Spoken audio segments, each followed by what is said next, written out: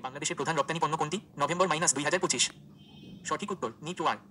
ব্যাখ্যা 2023-24 অর্থবছর প্রধান 10টি পণ্যের রপ্তানি আয়ের চিত্র। নিট ওয়ার সমান $19,282 15 সেন্ট, ওভেন পোশাক সমান $16,869 16 সেন্ট, চামড়া ও চামড়াজাত পণ্য সমান $1,039 15 সেন্ট, কৃষি পণ্য সমান $964 34 সেন্ট, পাট ও পাটজাত পণ্য সমান $855 23 সেন্ট, হোম টেক্সটাইল সমান $851 1 সেন্ট, কটন ও কটন পণ্য সমান $554 5 সেন্ট, ইঞ্জিনিয়ারিং পণ্য সমান $486 75 সেন্ট, ফুটওয়্যার চামড়া ব্যতীত সমান $416 83 সেন্ট, হিমায়িত ও জীবন্ত মাছ সমান $376 68 সেন্ট, অন্যান্য সমান $2,773 94 সেন্ট। উৎস বাণিজ্য মন্ত্রণালয়, রপ্তানি পরিসংখ্যান। প্রশ্ন ভালনারেবল গ্রুপ ফিডিং ভিজিএফ কর্মসূচি সরকার কত সালে শুরু করে? সঠিক উত্তর 1974 সালে। ব্যাখ্যা ভালনারেবল গ্রুপ ফিডিং ভিজিএফ বা দুর্বল গোষ্ঠী খাদ্য কর্মসূচি 1974 সালের দুর্ভিক্ষের পর বাংলাদেশ সরকার বিশ্ব খাদ্য কর্মসূচি WFP এর সহযোগিতায় ভালনারেবল গ্রুপ ফিডিং ভিজিএফ চালু করে। সূচনাকালে এই কর্মসূচির আওতায় প্রতিটি পরিবারকে 2 বছর ধরে প্রতি মাসে 31.25 কিলোগ্রাম গম সরবরাহ করা হতো। এখনো পর্যন্ত ভিজিএফ একটি মানবিক কর্মসূচি হিসেবে চলমান আছে, যা দুর্যোগকালীন সময় এবং প্রধান ধর্মীয় উৎসবগুলোতে দরিদ্র জনগোষ্ঠীর মাঝে খাদ্য সহায়তা প্রদান করে। ভিজিএফ কর্মসূচির প্রধান উদ্দেশ্যগুলো হল দরিদ্র ও অসহায় মানুষের খাদ্য নিরাপত্তা নিশ্চিত করা, দুর্যোগে ক্ষতিগ্রস্ত মানুষ ও শিশুদের রোগব্যাধি প্রতিরোধ করা, নিত্য প্রয়োজনীয় খাদ্যপণ্যের বাজার মূল্যের স্থিতিশীলতা বজায় রাখা, মন্দার সময় বেকার জনগোষ্ঠীকে খাদ্য সহায়তা প্রদান করা, দরিদ্র জনগোষ্ঠীকে অস্থায়ী সহায়তার মাধ্যমে দারিদ্র বিমোচনে অবদান রাখা এবং অতিদরিদ্র জনগণের সামাজিক ও অর্থনৈতিক উন্নয়নে সহায়তা করা। উৎস বিশ্ব ব্যাংক। প্রশ্ন বাংলাদেশ সরকারের পঞ্চবার্ষিক পরিকল্পনা প্রণয়ন করে। সঠিক উত্তর পরিকল্পনা কমিশন। ব্যাখ্যা বাংলাদেশ সরকারের পরিকল্পনা কমিশন এর সাধারণ অর্থনীতি বিভাগ জেনারেল ইকোনমিক ডিভিশন পঞ্চবার্ষিক পরিকল্পনা প্রণয়ন করে। বাংলাদেশে এ পর্যন্ত 7টি পঞ্চবার্ষিক পরিকল্পনা বাস্তবায়ন করেছে। অষ্টম পঞ্চবার্ষিক পরিকল্পনার মেয়াদ জুলাই 2020 জুন 2025। পঞ্চবার্ষিক পরিকল্পনা অনুমোদন করে জাতীয় অর্থনৈতিক কাউন্সিল। বাংলাদেশে পঞ্চবার্ষিকী পরিকল্পনা প্রণয়ন করে পরিকল্পনা কমিশন। বাংলাদেশে এ পর্যন্ত 8টি পঞ্চবার্ষিক পরিকল্পনা গ্রহণ করেছে। বাংলাদেশের প্রথম পঞ্চবার্ষিক পরিকল্পনার সময়কাল 1973-78। উৎস পরিকল্পনা কমিশন। প্রশ্ন 2025-26 অর্থবছরের জাতীয় বাজেটে খাতভিত্তিক বরাদ্দের বিবেচনায় সর্বোচ্চ বরাদ্দ পাওয়া খাত কোনটি? সঠিক উত্তর জনপ্রশাসন।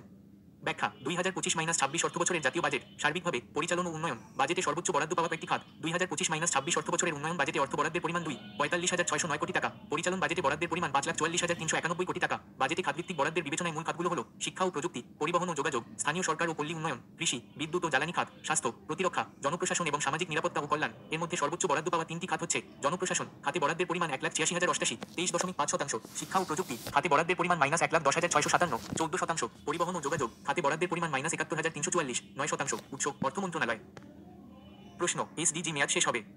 সঠিক উত্তর 31শে ডিসেম্বর 2030।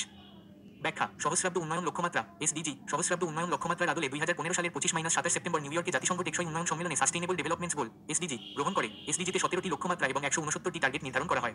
2030 সালের মধ্যে বাস্তবায়নের জন্য লক্ষ্য স্থির করা হয়। মেয়াদকাল 2016-2030 সাল, বাস্তবায়ন শুরু 1 জানুয়ারি 2016 সাল, মেয়াদ শেষ 31শে ডিসেম্বর 2030 সাল। এসডিজির 17টি লক্ষ্যমাত্রা হল 1 দারিদ্র বিলোপ, 2 ক্ষুধামুক্তি, 3 সুস্বাস্থ্য ও কল্যাণ, 4 মানসম্মত শিক্ষা, 5 লিঙ্গ সমতা, 6 নিরাপদ পানি ও পয়ঃ নিষ্কাশন, 7 সাশ্রয়ী ও দূষণমুক্ত জ্বালানি, 8 শোভন কাজ ও অর্থনৈতিক প্রবৃদ্ধি, 9 শিল্প উদ্ভাবন ও অবকাঠামো, 10 অসমতার হ্রাস, 11 টেকসই নগর ও জনপদ, 12 পরিমিত ভোগ ও উৎপাদন, 13 জলবায়ু কার্যক্রম, 14 জলজ জীবন, 15 স্থলজ জীবন, 16 শান্তি ন্যায়বিচার ও কার্যকর প্রতিষ্ঠান, 17 অভিষ্ট অর্জনে অংশীদারিত্ব। উৎস জাতীয় তথ্য বাতায়ন।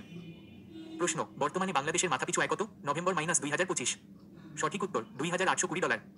ব্যাখ্যা 2024-25 অর্থবছরের জিডিপি সাময়িক হিসাব অনুসারে 2024-25 অর্থবছরের সাময়িক হিসাব অনুযায়ী মাথাপিছু আয় দাঁড়িয়েছে $3,39,211 টাকা, $2,820। পূর্ববর্তী অর্থাৎ 2023-24 অর্থবছরে মাথাপিছু আয় ছিল $3,04,102 টাকা, $2,738। 2023-24 অর্থবছরের তুলনায় 2024-25 অর্থবছরের সাময়িক হিসাবে মাথাপিছু আয় বৃদ্ধি পেয়েছে $35,109 টাকা, $82। উৎস বিবিএস। প্রশ্ন বর্তমানে বয়স্ক ভাতার পরিমাণ কত? নভেম্বর -2025। সঠিক উত্তর $650 টাকা। ব্যাখ্যা বয়স্ক ভাতা দেশের বয়োজ্যেষ্ঠ দুস্থ ও স্বল্প উপার্জনক্ষম অথবা উপার্জনে অক্ষম বয়স্ক জনগোষ্ঠীর সামাজিক নিরাপত্তা বিধানে ও পরিবার ও সমাজে মর্যাদা বৃদ্ধির লক্ষ্যে 1997-98 অর্থবছরে বয়স্ক ভাতা কর্মসূচি প্রবর্তন করা হয়। বয়স্ক ভাতা চালু হয় 1998 সালের এপ্রিল থেকে। বাস্তবায়নকারী দপ্তর সমাজসেবা অধিদপ্তর। বর্তমানে জনপ্রতি মাসে 650 টাকা হারে ভাতা প্রদান করা হয়। 2025-26 অর্থবছর। লক্ষ্য ও উদ্দেশ্য গোমরামুখ 1 বয়স্ক জনগোষ্ঠীর সামাজিক উন্নয়ন ও সামাজিক নিরাপত্তা বিধান, 2 পরিবার ও সমাজে তাদের মর্যাদা বৃদ্ধি, 3 আর্থিক অনুদানের মাধ্যমে তাদের মনোবল জোরদারকরণ, 4 চিকিৎসা ও পুষ্টি সরবরাহ বৃদ্ধিতে সহায়তা করা। উৎস সমাজসেবা অধিদপ্তর। প্রশ্ন কৃষি পরিসংখ্যান বর্ষগ্রন্থ 2024 অনুযায়ী কোন ধরনের ধানের উৎপাদন বেশি? সঠিক উত্তর বোরো ধান। ব্যাখ্যা কৃষি পরিসংখ্যান বর্ষগ্রন্থ 2024 অনুযায়ী ধান উৎপাদনে আবাদকৃত জমির পরিমাণ আমন ধান আবাদকৃত জমির পরিমাণ 1,42,10,000 একর, বোরো ধান আবাদকৃত জমির পরিমাণ 12,05,3,000 একর, আউশ ধান আবাদকৃত জমির পরিমাণ 25,57,000 একর। উৎপাদনের পরিমাণ মেট্রিক টন। আউশ ধান স্থানীয় প্লাস অন্যান্য সমান 29.73 লক্ষ, আমন ধান স্থানীয় প্লাস অন্যান্য সমান 166.56 লক্ষ, বোরো ধান স্থানীয় প্লাস অন্যান্য সমান 210.68 লক্ষ। উৎস কৃষি পরিসংখ্যান বর্ষগ্রন্থ 2024। প্রশ্ন 2025-26 অর্থবছরের বার্ষিক উন্নয়ন কর্মসূচি বা এডিপির পরিমাণ কত? সঠিক উত্তর 2,30,000 কোটি টাকা। ব্যাখ্যা 2025-26 অর্থ বছরের বাজেট ঘোষণা করেন অন্তর্বর্তী সরকারের অর্থ উপদেষ্টা ডক্টর সালেহুদ্দিন আহমেদ। বাজেট বক্তৃতার শিরোনাম হচ্ছে বৈষম্যহীন ও টেকসই অর্থনৈতিক ব্যবস্থা গড়ার প্রত্যয়। বাজেটের পরিমাণ -7,89,999 কোটি টাকা। বার্ষিক উন্নয়ন কর্মসূচি বা এডিপি 2,30,000 কোটি টাকা। রাজস্ব আদায়ের লক্ষ্যমাত্রা 5,64,000 কোটি টাকা। বাজেটে ঘাটতি বাজেটের 3.62 ভাগ। বাজেটের পরিচালন ব্যয় 5,60,000 কোটি টাকা। জিডিপি 5.5%। মূল্যস্ফীতির লক্ষ্য 6.5%। বাজেটে করমুক্ত আয়সীমায় নতুন সংযুক্ত জুলাই যোদ্ধা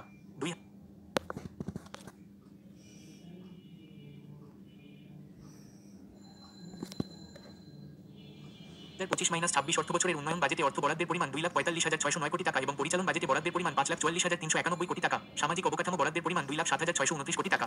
উৎস বাজেট 2025-2026। প্রশ্ন 2024-2025 অর্থ বছরে বাংলাদেশের রপ্তানি আয় কত? সঠিক উত্তর 48,283.93 মিলিয়ন মার্কিন ডলার। ব্যাখ্যা 2024-2025 অর্থ বছরের জুলাই-জুন সময়ের রপ্তানি কার্যক্রম বিগত 2023-2024 অর্থ বছরে আমাদের রপ্তানি আয় হয়েছিল 44,469.74 মিলিয়ন মার্কিন ডলার। চলতি 2024-2025 অর্থ বছরের নির্ধারিত রপ্তানি লক্ষ্যমাত্রা 50,000.00 মিলিয়ন মার্কিন ডলার। 2024-2025 অর্থ বছরের জুলাই-জুন সময়ের পণ্য খাতের অর্জিত রপ্তানি আয় 48,283.93 মিলিয়ন মার্কিন ডলার, যা বিগত 2023-2024 অর্থ বছরের জুলাই-জুন সময়ের রপ্তানি আয় 44,469.74 মিলিয়ন মার্কিন ডলারের তুলনায় 8.58% বেশি এবং নির্ধারিত রপ্তানি লক্ষ্যমাত্রা 50,000.00 মিলিয়ন মার্কিন ডলারের 96.57%। উৎস রপ্তানি উন্নয়ন ব্যুরো। প্রশ্ন বাংলাদেশের জিডিপি সার্বিকভাবে কতটি খাত নিয়ে গঠিত? সঠিক উত্তর 19টি। ব্যাখ্যা অর্থনীতির খাত বাংলাদেশের জিডিপি কে উৎপাদনের ভিত্তিতে 3টি বৃহৎ খাতে বিভক্ত করা হয়েছে, যথা কৃষি খাত, শিল্প খাত ও সেবা খাত। সার্বিকভাবে জিডিপি 19টি খাত নিয়ে গঠিত। এই 19টি খাত 3টি বৃহৎ খাতের অন্তর্ভুক্ত এবং 6টি খাত উপখাতে বিভক্ত রয়েছে। জিডিপির সার্বিক খাতগুলো হলো 1 কৃষি ও বনজ এবং মৎস্য সম্পদ, উপখাত 4টি, 2 খনিজ ও খনন, গ্যাস, তেল ইত্যাদি, উপখাত 2টি, 3 ম্যানুফ্যাকচারিং, উপখাত 3টি, 4 বিদ্যুৎ, গ্যাস, বাষ্প এবং শীতাতপ নিয়ন্ত্রণ ব্যবস্থা, উপখাত 2টি, 5 পানি সরবরাহ, পয়ঃনিষ্কাশন, বর্জ্য ব্যবস্থাপনা এবং পুনর্ব্যবহার কার্যক্রম, 6 নির্মাণ, 7 পাইকারি ও খুচরা বাণিজ্য, যানবাহন ও মোটরসাইকেল মেরামত, 8 পরিবহন এবং সংরক্ষণ, উপখাত 5টি, 9 আবাসন এবং খাদ্য পরিবেশন কার্যক্রম, 10 তথ্য ও যোগাযোগ, 11 আর্থিক এবং বীমা কার্যক্রম, উপখাত 3টি, 12 রিয়েল এস্টেট কার্যক্রম, 13 পেশাদার, বৈজ্ঞানিক এবং প্রযুক্তিগত কার্যক্রম, 14 প্রশাসনিক ও সহায়তামূলক পরিষেবা কার্যক্রম, 15 জনপ্রশাসন ও প্রতিরক্ষা, 16 শিক্ষা, 17 মানব স্বাস্থ্য ও সামাজিক সেবা কার্যক্রম, 18 শিল্পকলা ও বিনোদন, 19 অন্যান্য সেবা কার্যক্রম। উৎস অর্থনীতি সমীক্ষা 2024। প্রশ্ন সাময়িক হিসাব অনুযায়ী 2024-25 অর্থ বছরে জিডিপি প্রবৃদ্ধির হার। সঠিক উত্তর 3.97%। ব্যাখ্যা সাময়িক হিসাব অনুযায়ী 2024-25 অর্থ বছরে জিডিপি প্রবৃদ্ধির হার দাঁড়িয়েছে 3.97%। চূড়ান্ত হিসাব অনুযায়ী 2023-24 অর্থ বছরে জিডিপি প্রবৃদ্ধির হার ছিল 4.22%। 2024-25 অর্থ বছরে জিডিপি সাময়িক হিসাব। বাংলাদেশের জিডিপি খাতভিত্তিক অবদান 2024-25 কৃষি 10.94%, শিল্প 37.44%, সেবা 51.62%। বাংলাদেশের জিডিপি খাতভিত্তিক প্রবৃদ্ধির হার 2024-25 কৃষি 1.79%, শিল্প 4.34%, সেবা 4.51%। উৎস বাংলাদেশ পরিসংখ্যান ব্যুরো। প্রশ্ন 2025-26 অর্থ বছরের রাজস্ব আদায়ের লক্ষ্যমাত্রার পরিমাণ কত? সঠিক উত্তর 5,64,000 কোটি। ব্যাখ্যা 2025-26 অর্থ বছরের বাজেট ঘোষণা করেন অন্তর্বর্তী সরকারের অর্থ উপদেষ্টা ডক্টর সালেহুদ্দিন আহমেদ। বাজেট বক্তৃতার শিরোনাম হচ্ছে বৈষম্যহীন ও টেকসই অর্থনৈতিক ব্যবস্থা গড়ার প্রত্যয়। বাজেটের পরিমাণ -7,89,999 কোটি টাকা। বার্ষিক উন্নয়ন কর্মসূচি বা এডিপি 2,30,000 কোটি টাকা। রাজস্ব আদায়ের লক্ষ্যমাত্রা 5,64,000 কোটি টাকা। বাজেটে ঘাটতি বাজেটের 3.62 ভাগ। বাজেটের পরিচালন ব্যয় 5,60,000 কোটি টাকা। জিডিপি 5.5%। মূল্যস্ফীতির লক্ষ্য 6.5%। বাজেটে করমুক্ত আয়সীমায় নতুন সংযুক্ত জুলাই যোদ্ধা।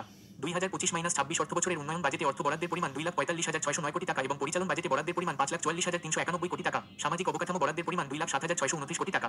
উৎস বাজেট 2025-2026। প্রশ্ন চালু করা হয় কত সালে? সঠিক উত্তর 2013 সালে। ব্যাখ্যা ই10 এর পূর্ণরূপ ইলেকট্রনিক ট্যাক্সপেয়ার্স আইডেন্টিফিকেশন নাম্বার চালু করা হয় 2013 সালে। এটি আয়কর নিবন্ধনের আধুনিক সংস্করণ। এটি 12 ডিজিটের একটি নম্বর। একজন করদাতাকে সহজে ঘরে বসে অনলাইনে নিবন্ধন পেতে এই ব্যবস্থা গ্রহণ করা হয়েছে। www.incometax.gov.bd এই সাইট গেলে নিবন্ধন নেওয়া যাবে। জাতীয় রাজস্ব বোর্ড ওয়েবসাইট। প্রশ্ন বাংলাদেশ সরকার কোন উৎস থেকে সর্বোচ্চ পরিমাণ রাজস্ব আয় করে? সঠিক উত্তর মূল্য সংযোজন কর। ব্যাখ্যা রাজস্ব আয়ের লক্ষ্যমাত্রা ধরা হয়েছে 5,64,000 কোটি টাকা। অনুদান ব্যতীত করসমূহ 5,18,000 কোটি টাকা। এনবিআর নিয়ন্ত্রিত করসমূহ 4,99,000 কোটি টাকা। এনবিআর বহির্ভূত করসমূহ 19,000 কোটি টাকা। কর ব্যতীত প্রাপ্তি 46,000 কোটি টাকা। বৈদেশিক অনুদান 5,000 কোটি টাকা। মোট রাজস্ব 5,69,000 কোটি টাকা। রাজস্ব বোর্ড এনবিআর কর্তৃক আহরিত করসমূহের উৎস মূল্য সংযোজন কর 1 88,518 কোটি টাকা। আয় মুনাফা ও মূলধনের উপর কর 1 82,001 কোটি টাকা। সম্পূরক শুল্ক 68,244 কোটি টাকা। আমদানি শুল্ক 51,438 কোটি টাকা। আবগারি শুল্ক 6,091 কোটি টাকা। রপ্তানি শুল্ক 78 কোটি টাকা। উৎস অর্থ মন্ত্রণালয়। প্রশ্ন তামাক উৎপাদনে শীর্ষ জেলা কোনটি? নভেম্বর-2025। সঠিক উত্তর কুষ্টিয়া। ব্যাখ্যা কৃষি পরিসংখ্যান বর্ষগ্রন্থ -2024। ভুট্টা উৎপাদনে শীর্ষ জেলা দিনাজপুর জেলা। ধান উৎপাদনে শীর্ষ জেলা ময়মনসিংহ। গম উৎপাদনে শীর্ষ জেলা ঠাকুরগাঁও। তুলা উৎপাদনে শীর্ষ জেলা ঝিনাইদহ। চা উৎপাদনে শীর্ষ জেলা মৌলভীবাজার। তামাক উৎপাদনে শীর্ষ জেলা কুষ্টিয়া। পাট উৎপাদনে শীর্ষ জেলা ফরিদপুর। আলু উৎপাদনে শীর্ষ জেলা রংপুর। উৎস কৃষি পরিসংখ্যান বর্ষগ্রন্থ -2024। প্রশ্ন 2025-26 অর্থ বছরের স্বাস্থ্য ঝুঁকি মোকাবেলায় কত টাকা বরাদ্দ রাখা হয়েছে? সঠিক উত্তর 2,000 কোটি টাকা। ব্যাখ্যা 2025-26 অর্থ বছরের বাজেটে পরিচালন ব্যয় ধরা হয়েছে 5,44,391 কোটি টাকা। বাজেটে উন্নয়ন ব্যয় ধরা হয়েছে 2,45,609 কোটি টাকা। উন্নয়ন ব্যয় পরিচালন ব্যয় মিলে মোট বাজেটের আকার পাওয়া যায় 2,45,609 প্লাস 5,44,391 সমান 90,000 কোটি টাকা। বার্ষিক উন্নয়ন কর্মসূচিতে ব্যয় ধরা হয়েছে 2,30,000 কোটি টাকা। রাজস্ব আয়ের লক্ষ্যমাত্রা ধরা হয়েছে 5,64,000 কোটি টাকা। 2025-26 অর্থ বছরে জুলাই গণঅভ্যুত্থানে শহীদদের পরিবার এবং আহতদের জন্য 405 কোটি 20 লাখ টাকা বরাদ্দ রাখা হয়েছে। নারী উদ্যোক্তা সৃষ্টি ও নারীর ক্ষমতায়ন সহ সার্বিক উন্নয়নে 125 কোটি টাকার সংস্থান রাখা হয়েছে। স্টার্টআপ তহবিল বাবদ 100 কোটি টাকার সংস্থান রাখা হয়েছে। ব্লু ইকোনমি সম্পদ আহরণে গবেষণা তহবিল বাবদ 100 কোটি টাকার সংস্থান রাখা হয়েছে। স্বাস্থ্য ঝুঁকি মোকাবিলা তহবিলে 2,000 কোটি টাকা বরাদ্দ রাখা হয়েছে। অর্থনৈতিক ও প্রাকৃতিক দুর্যোগের অভিঘাত মোকাবিলা তহবিলে 8,000 কোটি টাকা বরাদ্দের সংস্থান রাখা হয়েছে। জলবায়ু পরিবর্তনজনিত ঝুঁকি ব্যবস্থাপনা তহবিলে 100 কোটি টাকা বরাদ্দের সংস্থান রাখা হয়েছে। পরিচালন ঋণ হিসাবে 12,000 কোটি টাকা বরাদ্দ রাখা হয়েছে। উৎস অর্থ মন্ত্রণালয়। প্রশ্ন, চা উৎপাদনে শীর্ষ জেলা কোনটি? নভেম্বর-2025। সঠিক উত্তর মৌলভীবাজার। ব্যাখ্যা, কৃষি পরিসংখ্যান বর্ষগ্রন্থ -2024। ভুট্টা উৎপাদনে শীর্ষ জেলা দিনাজপুর জেলা, ধান উৎপাদনে শীর্ষ জেলা ময়মনসিংহ, গম উৎপাদনে শীর্ষ জেলা ঠাকুরগাঁও, তুলা উৎপাদনে শীর্ষ জেলা ঝিনাইদহ, চা উৎপাদনে শীর্ষ জেলা মৌলভীবাজার, তামাক উৎপাদনে শীর্ষ জেলা কুষ্টিয়া, পাট উৎপাদনে শীর্ষ জেলা ফরিদপুর, আলু উৎপাদনে শীর্ষ জেলা রংপুর। উৎস কৃষি পরিসংখ্যান বর্ষগ্রন্থ -2024। প্রশ্ন, 2024-25 অর্থ বছরে বাংলাদেশের মোট আমদানির পরিমাণ কত? সঠিক উত্তর 61 বিলিয়ন।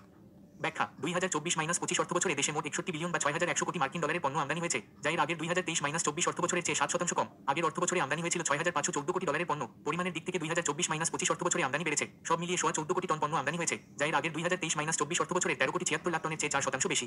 জাতীয় রাজস্ব বোর্ডের এনবিআর আওতাধীন 50টি শুল্ক স্টেশনে 2024-25 অর্থ বছরে খালাস হওয়া পণ্যের তথ্য পর্যালোচনা করে আমদানির এই চিত্র পাওয়া গেছে। উৎস প্রথম আলো। প্রশ্ন, 2025-26 অর্থ বছরের মূল্যস্ফীতির লক্ষ্যমাত্রা কত? সঠিক উত্তর 6.5%। ব্যাখ্যা, 2025-26 অর্থ বছরের বাজেট ঘোষণা করেন অন্তর্বর্তী সরকারের অর্থ উপদেষ্টা ডক্টর সালেহুদ্দিন আহমেদ। বাজেট বক্তৃতার শিরোনাম হচ্ছে বৈষম্যহীন ও টেকসই অর্থনৈতিক ব্যবস্থা গড়ার প্রত্যয়। বাজেটের পরিমাণ -7,89,999 কোটি টাকা। বার্ষিক উন্নয়ন কর্মসূচি বা এডিপি 2,30,000 কোটি টাকা। রাজস্ব আদায়ের লক্ষ্যমাত্রা 5,64,000 কোটি টাকা। বাজেটে ঘাটতি বাজেটের 3.62 ভাগ। বাজেটের পরিচালন ব্যয় 5,60,000 কোটি টাকা। জিডিপি 5.5%। মূল্যস্ফীতির লক্ষ্য 6.5%। বাজেটে করমুক্ত আয়সীমায় নতুন সংযুক্ত জুলাই যোদ্ধা। 2025-26 অর্থ বছরের উন্নয়ন বাজেটে অর্থ বরাদ্দের পরিমাণ 2,45,609 কোটি টাকা এবং পরিচালন বাজেটে বরাদ্দের পরিমাণ 5,44,391 কোটি টাকা। সামাজিক অবকাঠামো বরাদ্দের পরিমাণ 2,07,629 কোটি টাকা। উৎস বাজেট 2025-2026। প্রশ্ন, মূসকের আদর্শ হার কত শতাংশ? সঠিক উত্তর 15%। ব্যাখ্যা, ডানমুখী দ্বৈত তীর মূসক হল স্বনির্ধারণী পরোক্ষ কর। সরবরাহকৃত পণ্য বা সেবার উপর প্রদেয় করের বিপরীতে উপকরণ কর সমন্বয় করে পণ্য বা সেবার মূল্যস্তরের প্রকৃত সংযোজনের উপর আরোপিত করি ওই পণ্য বা সেবার মূল্য সংযোজন কর বা মূসক। ডানমুখী দ্বৈত তীর বাংলাদেশে 1991 সালে 1 জুলাই মূল্য সংযোজন কর চালু হয়। ডানমুখী দ্বৈত তীর মূসকের আদর্শ হার 15%। আমদানি ও সরবরাহের ক্ষেত্রে মূসকের হার 15% এবং রপ্তানির ক্ষেত্রে মূসকের হার 0% প্রযোজ্য। উৎস জাতীয় রাজস্ব বোর্ড লিঙ্ক। প্রশ্ন, 2024-25 অর্থ বছরে বাংলাদেশের কোন দেশ থেকে প্রাপ্ত রপ্তানি আয় সর্বোচ্চ? সঠিক উত্তর যুক্তরাষ্ট্র। ব্যাখ্যা, 2024-25 অর্থ বছরে বিভিন্ন দেশ থেকে প্রাপ্ত রপ্তানি আয়। দেশের নাম রপ্তানি আয় 1, যুক্তরাষ্ট্র সমান 7,599.53, 2, জার্মানি সমান 4,850.89, 3, যুক্তরাজ্য সমান 4,477.98, 8, স্পেন সমান 3,473.99, 5, ফ্রান্স সমান 2,281.95, 6, নেদারল্যান্ড সমান 1934.14, 7, পোল্যান্ড সমান 1672.4, 8, ইতালি সমান 1595.64, 9, ভারত সমান 1569.24, 10, কানাডা সমান 1315.59। উৎস রপ্তানি উন্নয়ন ব্যুরো। প্রশ্ন, বিওস কোন ধরনের সফটওয়্যার? সঠিক উত্তর ফার্মওয়্যার। ব্যাখ্যা, সঠিক উত্তর খ, firmware BIOS basic input output system. BIOS হলো কম্পিউটারের ফার্মওয়্যার বা স্থায়ী সফটওয়্যার। বিওস সাধারণত মাদারবোর্ডে থাকে। কম্পিউটার তার সকল কাজ সম্পন্ন করে একটির পর একটি নির্দেশ পালনের মাধ্যমে। পাওয়ার বাটনে চাপ দেওয়ার পর প্রথম যে নির্দেশগুলো কম্পিউটার পালন করে সেই নির্দেশগুলো সংরক্ষিত থাকে একটি ইলেকট্রনিক চিপ হিসেবে। হার্ডওয়্যার ও সফটওয়্যারের যোগাযোগ ঘটে বিওসের সাহায্যে। বিওস অপারেটিং সিস্টেম ওএস এবং মাউস, কিবোর্ডের মতো বাহ্যিক ডিভাইসগুলোর মধ্যে তথ্য পরিচালনা করে। বিআইওএস এ থাকা নির্দেশগুলো পালনের মাধ্যমে প্রসেসর কম্পিউটারের সকল যন্ত্রের সাথে যোগাযোগ করে এবং এদের নিয়ন্ত্রণ করে। উৎস 1, মৌলিক কম্পিউটার শিক্ষা বিবিএ প্রোগ্রাম বাংলাদেশ উন্মুক্ত বিশ্ববিদ্যালয়। 2, ব্রিটানিকা। প্রশ্ন, গেমিং এবং এয়ারক্রাফট সিমুলেটর নিয়ন্ত্রণে ব্যবহৃত জয়স্টিক কি ধরনের ডিভাইস? সঠিক উত্তর ইনপুট ডিভাইস।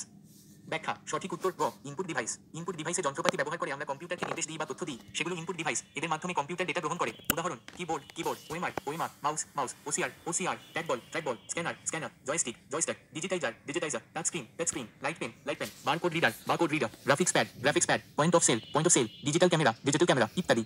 আউটপুট ডিভাইস, কম্পিউটারে প্রক্রিয়াজাত ডেটা থেকে পাওয়া ফলাফল বা তথ্যকে আউটপুট বলে। আউটপুট ডিভাইসের উদাহরণ, monitor, printer, plotter, speaker, multimedia projector, image সেটার, ফিল্ম রেকর্ডার, হেডফোন ইত্যাদি। ইনপুট আউটপুট ডিভাইস, কম্পিউটারের ব্যবহারের জন্য এখন এমন কিছু উপায় আছে যাকে ইনপুট আউটপুট উভয় পর্যায়ভুক্ত করা যায়, যেমন হার্ড ডিস্ক, সিডি বা DVD, pen drive, touch screen ইত্যাদি। উৎস 1, কম্পিউটার ও তথ্য প্রযুক্তি -1 এসএসসি ও দাখিল ভোকেশনাল ও 2, মৌলিক কম্পিউটার শিক্ষা বিবিএ প্রোগ্রাম বাংলাদেশ উন্মুক্ত বিশ্ববিদ্যালয়। প্রশ্ন, ডিএনএ ম্যাপিং এর জন্য কোন প্রযুক্তি ব্যবহার হয়? সঠিক উত্তর বায়োইনফরমেটিক্স। ব্যাখ্যা সঠিক উত্তর খ বায়োইনফরমেটিক্স। বায়োইনফরমেটিক্স হলো এমন একটি শাখা যেখানে জীববিজ্ঞানের তথ্য বিশ্লেষণের জন্য কম্পিউটার ও তথ্য প্রযুক্তি ব্যবহার করে সমাধান করা। বায়োইনফরমেটিক্সের প্রয়োগ, ব্যবহার, pattern recognition, data mining, machine language algorithm, visualisation ইত্যাদি ক্ষেত্রে বায়োইনফরমেটিক্স ব্যবহৃত হচ্ছে।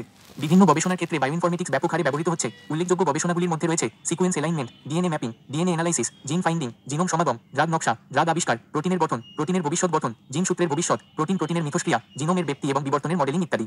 উৎস তথ্য ও যোগাযোগ প্রযুক্তি, একাদশ দ্বাদশ শ্রেণী প্রকৌশলী মুজিবুর রহমান। প্রশ্ন 0.105 10 সমান 8। সঠিক উত্তর 0.065। ব্যাখ্যা সঠিক উত্তর ক 0.065 দশমিক ভগ্নাংশকে অক্টালে রূপান্তর। ধাপ -1 ভগ্নাংশকে অক্টাল ভিত্তি 8 দিয়ে গুণ করতে হবে। গুণফলের পূর্ণ অংশ এবং ভগ্নাংশ আলাদা করতে হবে এবং পূর্ণ অংশটি সংরক্ষণ করতে হবে। ধাপ -2 গুণফলের ভগ্নাংশকে পুনরায় 8 দিয়ে গুণ করতে হবে এবং পূর্ণ অংশ ও ভগ্নাংশ আলাদা করতে হবে। এই প্রক্রিয়া যতক্ষণ না ভগ্নাংশ শূন্য হয় ততক্ষণ চালাতে হবে। যদি কমপক্ষে 5 - 6 বার গুণ করার পরও ভগ্নাংশ শূন্য না হয় তবে এই অবস্থায় কার্যক্রম শেষ করতে হবে। ধাপ -3 সংরক্ষিত পূর্ণ অংশগুলোকে শুরু থেকে শেষ পর্যন্ত এমএসডি থেকে এলএসডি সাজালে কাঙ্ক্ষিত অক্টাল সংখ্যাটি পাওয়া যাবে। সুতরাং 0.105 10 সমান 0.065। 8 উৎস মৌলিক কম্পিউটার শিক্ষা, বিবিএ প্রোগ্রাম, বাংলাদেশ উন্মুক্ত বিশ্ববিদ্যালয়। প্রশ্ন ওসিআর এর পূর্ণরূপ কি? সঠিক উত্তর অপটিক্যাল ক্যারেক্টার রেকগনিশন। ব্যাখ্যা সঠিক উত্তর ক optical character recognition OCR. Optical character reader OCR হলো অপটিক্যাল ক্যারেক্টার রিডারের সংক্ষিপ্ত রূপ। এটি মূলত একটি ইনপুট ডিভাইস। ওসিআর বিভিন্ন আকারের দাগ, চিহ্ন এবং সব ধরনের আলফানিউমেরিক ক্যারেক্টার পড়তে সক্ষম। এটি এমনভাবে ডিজাইন করা হয়েছে যে শুধু মুদ্রিত লেখা নয়, হাতের লেখাও পড়তে পারে। ওসিআর এর কার্যপ্রণালী ওসিআর সফটওয়্যারের মাধ্যমে সম্পাদিত হয়। প্রথমে ওসিআর যন্ত্রটি ডকুমেন্টের বিটম্যাপ ইমেজ তৈরি করে। এরপর ওসিআর সফটওয়্যার সেগুলোকে ASCII টেক্সটে রূপান্তরিত করে। ফলে কম্পিউটার বিভিন্ন অক্ষর, সংখ্যা ও বিশেষ ক্যারেক্টার চিনতে পারে। ওসিআর এর ব্যবহার ইন্স্যুরেন্স প্রিমিয়াম নোটিশ পড়া, চিঠির পিনকোড শনাক্তকরণ, ক্যাশ রেজিস্টার, ইলেকট্রিক বিল প্রক্রিয়াকরণ ইত্যাদি। উৎস মৌলিক কম্পিউটার শিক্ষা, বিবিএ প্রোগ্রাম, বাংলাদেশ উন্মুক্ত বিশ্ববিদ্যালয়। প্রশ্ন রেটিনা স্ক্যান কোন ধরনের বায়োমেট্রিক সিস্টেম? সঠিক উত্তর ইউনিমোডাল সিস্টেম। ব্যাখ্যা সঠিক উত্তর গ ইউনিমোডাল সিস্টেম। বায়োমেট্রিক্স হলো মানুষের অনন্য শারীরিক বা আচরণগত বৈশিষ্ট্য ব্যবহার করে স্বয়ংক্রিয় স্বীকৃতি প্রযুক্তির মাধ্যমে ব্যক্তির পরিচয় যাচাই করার পদ্ধতি। বায়োমেট্রিক সিস্টেমের ধরন ইউনিমোডাল সিস্টেম। একটি ইউনিমোডাল বায়োমেট্রিক সিস্টেম একটি একক বায়োমেট্রিক মার্কার থেকে বায়োমেট্রিক ডেটা ক্যাপচার এবং বিশ্লেষণ করে। উদাহরণস্বরূপ একটি রেটিনা স্ক্যান। এই সিস্টেমগুলি কোনো ব্যক্তির পরিচয় নিশ্চিত করতে বা কোনো অজ্ঞাত ব্যক্তিকে শনাক্ত করতে ব্যবহৃত হতে পারে। মাল্টিমোডাল সিস্টেম একাধিক বৈশিষ্ট্য ব্যবহার করে নিরাপত্তা আরও বাড়ানো হয়, যেমন ফিঙ্গারপ্রিন্ট প্লাস ফেস রিকগনিশন। উৎস ব্রিটানিকা। প্রশ্ন কোনটি নন ভোলাটাইল স্টোরেজ ডিভাইস? সঠিক উত্তর হার্ড ডিস্ক ড্রাইভ।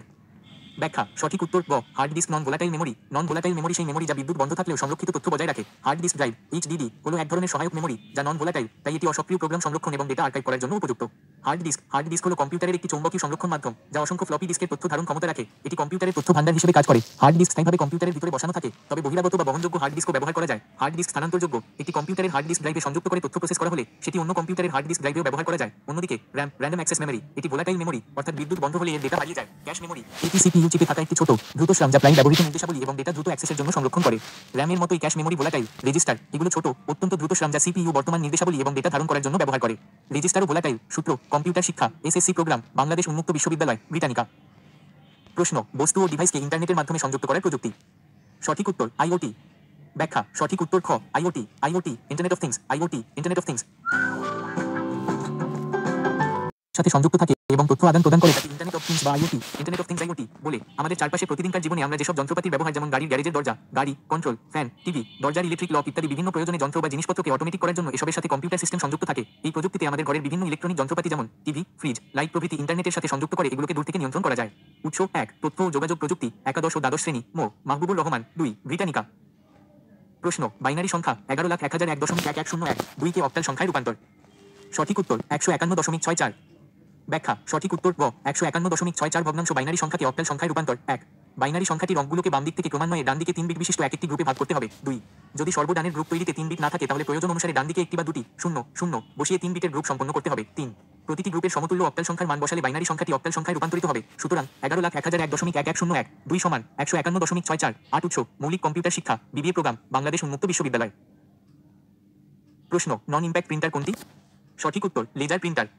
ব্যাখ্যা সঠিক উত্তর খ লেজার প্রিন্টার কম্পিউটারের সঙ্গে ব্যবহৃত যত যন্ত্র আছে তাদের মধ্যে প্রিন্টার বহুল ব্যবহৃত ও প্রয়োজনীয় যন্ত্র। কম্পিউটারে তথ্য প্রক্রিয়াকরণের পর ফলাফলকে লিখিত আকারে পাওয়ার জন্য প্রিন্টার ব্যবহার করা হয়। কার্যপ্রণালী অনুসারে প্রিন্টারকে প্রধানত 2 ভাগে ভাগ করা যায়, যথা -1 ইম্প্যাক্ট প্রিন্টার ও 2 নন ইম্প্যাক্ট প্রিন্টার। ইম্প্যাক্ট প্রিন্টার যে সকল প্রিন্টারে প্রিন্ট হেড কাগজকে স্পর্শ করে তাদেরকে সংস্পর্শ বা ইম্প্যাক্ট প্রিন্টার বলা হয়। এই ধরনের প্রিন্টারের রেজুলেশন ও গতি কম থাকে, দাম তুলনামূলকভাবে কম থাকে। ইম্প্যাক্ট প্রিন্টারকে আবার 2 ভাগে ভাগ করা যায়, যথা লাইন প্রিন্টার, অক্ষর প্রিন্টার, ডট ম্যাট্রিক্স। নন ইম্প্যাক্ট প্রিন্টার যে সকল প্রিন্টারে প্রিন্ট হেড কাগজকে সাধারণত স্পর্শ করে না তাদেরকে নন ইম্প্যাক্ট প্রিন্টার বলা হয়। এই ধরনের প্রিন্টারের রেজুলেশন ও গতি বেশি থাকে, দাম তুলনামূলকভাবে বেশি থাকে। নন ইম্প্যাক্ট প্রিন্টার বিভিন্ন প্রকার হয়ে থাকে, যেমন laser printer, inkjet printer, thermal printer, স্থির বা স্থিতি বৈদ্যুতিক প্রিন্টার। উৎস মৌলিক কম্পিউটার শিক্ষা, বিবিএ প্রোগ্রাম, বাংলাদেশ উন্মুক্ত বিশ্ববিদ্যালয়। প্রশ্ন রেজিস্টারের প্রতিটি ফ্লিপ ফ্লপ কত বিট তথ্য সংরক্ষণ করতে পারে? সঠিক উত্তর 1 বিট। ব্যাখ্যা সঠিক উত্তর ক 1 বিট রেজিস্টার। রেজিস্টার হলো ফ্লিপ ফ্লপের সমন্বয়ে গঠিত ডিজিটাল বর্তনী। রেজিস্টারের প্রতিটি ফ্লিপ ফ্লপ 1 বিট তথ্য সংরক্ষণ করতে পারে। একটি এমবেড রেজিস্টারে n সংখ্যক ফ্লিপ ফ্লপ থাকে যা বাইনারি এমবেড তথ্য সংরক্ষণ করতে পারে। ফ্লিপ ফ্লপ ছাড়াও রেজিস্টারে কম্বিনেশনাল গেট থাকতে পারে যা কোন ডাটা প্রসেসিং এর কাজ করতে পারে। রেজিস্টারে ডাটার স্থানান্তর তিনভাবে হতে পারে: প্যারালাল স্থানান্তর, সিরিয়াল স্থানান্তর, মিশ্রভাবে স্থানান্তর। উৎস তথ্য ও যোগাযোগ প্রযুক্তি, বাংলাদেশ উন্মুক্ত বিশ্ববিদ্যালয়। প্রশ্ন রোম কোন ধরনের মেমরি? সঠিক উত্তর নন ভোলাটাইল মেমরি। ব্যাখ্যা সঠিক উত্তর খ processing memory. ROM read only memory. রমের পূর্ণরূপ হল রিড অনলি মেমরি। এটি সাধারণত একটি ছোট কম্পিউটার মেমরি যা বিশেষ উদ্দেশ্যে তথ্য সংরক্ষণ করে, যেমন কোনো প্রোগ্রাম যা পরিবর্তন করা যায় না। রোম হলো নন ভোলাটাইল মেমরি, অর্থাৎ বিদ্যুৎ বন্ধ হলে এর তথ্য হারায় না। রোম প্রোগ্রামগুলো কম্পিউটারের জন্য অত্যাবশ্যকীয়, যেমন বুটস্ট্র্যাপ প্রোগ্রাম যা কম্পিউটার চালু করে এবং অপারেটিং সিস্টেম লোড করে, অথবা বিওস বেসিক ইনপুট আউটপুট সিস্টেম যা ব্যক্তিগত কম্পিউটারের বাহ্যিক ডিভাইসগুলোকে নিয়ন্ত্রণ করে। প্রম, ইপ্রম এবং ইইপিআরওএম হলো রোমের রিড অনলি মেমরি বিভিন্ন ধরন। উৎস ব্রিটানিকা। প্রশ্ন ফ্লপি ডিস্ক কোন ধরনের ডিভাইস? সঠিক উত্তর স্টোরেজ ডিভাইস। ব্যাখ্যা সঠিক উত্তর গ স্টোরেজ ডিভাইস। ফ্লপি ডিস্ক হলো একটি চৌম্বকীয় স্টোরেজ মাধ্যম যা কম্পিউটার ডেটা সংরক্ষণের জন্য ব্যবহৃত হয়। Storage device hard disk, floppy disk, USB flash drive, magnetic tape, optical storage devices and solid state drives, SSDs, RAM, random access memory, ROM read only memory. উৎস কম্পিউটার ও তথ্য প্রযুক্তি -1 এসএসসি ও দাখিল, vocational ও মৌলিক কম্পিউটার শিক্ষা, BBA programme, Bangladesh উন্মুক্ত বিশ্ববিদ্যালয়। প্রশ্ন কোন গেটে ইনপুট 1 হলে আউটপুট 0 হয়?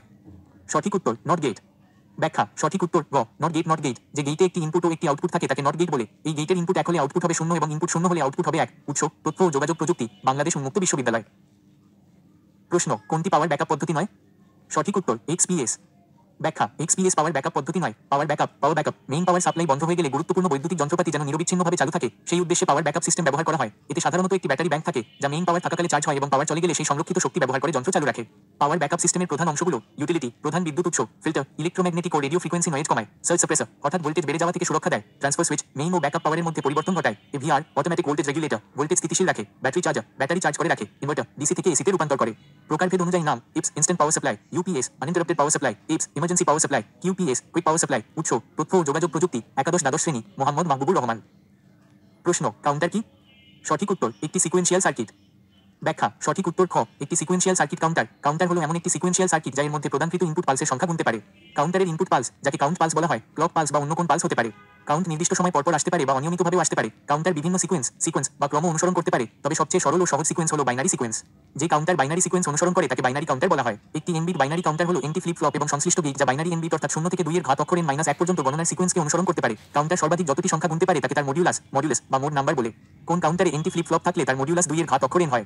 কাউন্টারের ফ্লিপ ফ্লপের সংখ্যা বৃদ্ধি করে মোড নাম্বার বা মডিউলাস বৃদ্ধি করা যায়। উৎস তথ্য ও যোগাযোগ প্রযুক্তি, বাংলাদেশ উন্মুক্ত বিশ্ববিদ্যালয়। প্রশ্ন কোন শর্টকাট দিয়ে নতুন ডকুমেন্ট তৈরি করা হয়? সঠিক উত্তর কন্ট্রোল+N।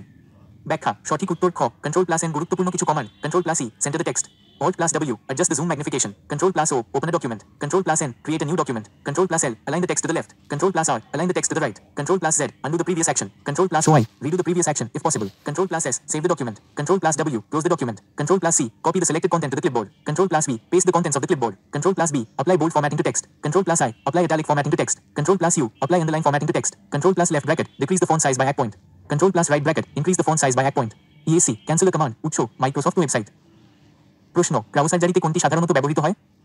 সঠিক উত্তর তরল নাইট্রোজেন। ব্যাখ্যা সঠিক উত্তর ক তরল নাইট্রোজেন। ক্রায়োসার্জারি হলো একটি চিকিৎসা পদ্ধতি যেখানে অত্যন্ত ঠান্ডা সাধারণত তরল নাইট্রোজেন ব্যবহার করে শরীরের অস্বাভাবিক বা ক্যান্সারগ্রস্ত কোষ বা টিস্যু ধ্বংস করা হয়। এই পদ্ধতিতে নির্দিষ্ট রাসায়নিক পদার্থ ব্যবহার করা হয়, সেগুলো নিম্নে দেওয়া হলো তরল নাইট্রোজেন, তরল carbon dioxide, nitrous oxide, argon, ethyl chloride, fluorinated hydrocarbon ইত্যাদি। উৎস তথ্য ও যোগাযোগ প্রযুক্তি, একাদশ ও দ্বাদশ শ্রেণী, প্রকৌশলী মুজিবুর রহমান। প্রশ্ন কম্পিউটার চালু করার সময় কোন অংশ প্রথম কাজ শুরু করে? সঠিক উত্তর বায়োস। ব্যাখ্যা সঠিক উত্তর গ বিআইওএস বেসিক ইনপুট আউটপুট সিস্টেম হলো একটি কম্পিউটার প্রোগ্রাম যা সংরক্ষিত থাকে এবং সিপিইউ ব্যবহার করে কম্পিউটার চালু করার সময় স্টার্টআপ প্রক্রিয়া সম্পন্ন করে। এর প্রধান কাজ হলো উপলব্ধ পেরিফেরাল ডিভাইসগুলো চিহ্নিত করা এবং অপারেটিং সিস্টেমকে প্রধান মেমোরিতে লোড করা। স্টার্টআপের পর বিওস ওএস এবং পেরিফেরাল ডিভাইসগুলোর মধ্যে ডেটা প্রবাহ নিয়ন্ত্রণ করে।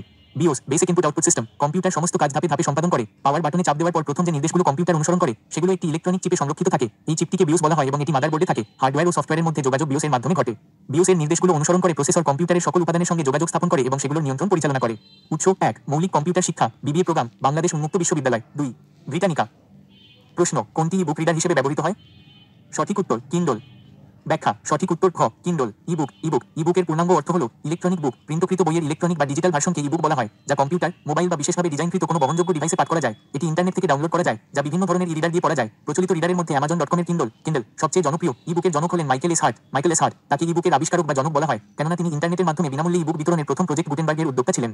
বাকি অপশনগুলো সাফারি এবং ক্রোম। এগুলো ইন্টারনেট ব্রাউজ করার জন্য ব্যবহৃত হয় এবং বিভিন্ন ধরনের ওয়েবসাইট অ্যাক্সেস করতে পারে, তবে এগুলো ইবুক রিডার হিসেবে পরিচিত নয়। কিউরিও এটি একটি ব্রাউজার এক্সটেনশন, যা ওয়েব ব্রাউজারের সাথে ব্যবহার করা হয়। উৎস তথ্য ও যোগাযোগ প্রযুক্তি, একাদশ ও দ্বাদশ শ্রেণী, মোহাম্মদ মাহবুবুর রহমান। প্রশ্ন, কোন ধরনের ফ্লিপ ফ্লপকে ডিলে ফ্লিপ ফ্লপ বলা হয়? সঠিক উত্তর ডি ফ্লিপ ফ্লপ। ব্যাখ্যা সঠিক উত্তর D flip flop. Flip flop হলো লজিক গেট দ্বারা তৈরি এক ধরনের মেমরি উপাদান, যা একটি বাইনারি বিট সংরক্ষণ করতে পারে। ফ্লিপ ফ্লপের দুটি স্থায়ী অবস্থা 0, 1 আছে এবং এটি দুটি স্থায়ী অবস্থার যে কোনো একটিতে থাকতে পারে। ধরা যাক এটি প্রথম অবস্থায় আছে, তাহলে এটি প্রথম অবস্থাতেই থাকবে যতক্ষণ না এতে বাইরে থেকে একটি তড়িৎ প্রবাহ, যাকে ট্রিগার বলা হয়, দেওয়া হচ্ছে। ফ্লিপ ফ্লপের একটি আউটপুট অপর আউটপুটের বিপরীত হয়। ফ্লিপ ফ্লপের ব্যবহার বিভিন্ন রেজিস্টার তৈরিতে ফ্লিপ ফ্লপ ব্যবহার করা হয়। সিকোয়েন্সিয়াল সার্কিটে মেমরি উপাদান হিসেবে ফ্লিপ ফ্লপ ব্যবহার করা হয়। ডিজিটাল ঘড়ি, ডিজিটাল ক্যামেরা, মোবাইল ফোন ইত্যাদিতে ফ্লিপ ফ্লপ ব্যবহৃত হয়। 6.9.2 ফ্লিপ ফ্লপের প্রকারভেদ। ফ্লিপ ফ্লপ সাধারণত 5 প্রকারের হয়ে থাকে, যথা SR flip flop, D flip flop, JK flip flop, T flip flop, master slave flip flop. উৎস তথ্য ও যোগাযোগ প্রযুক্তি, বাংলাদেশ উন্মুক্ত বিশ্ববিদ্যালয়।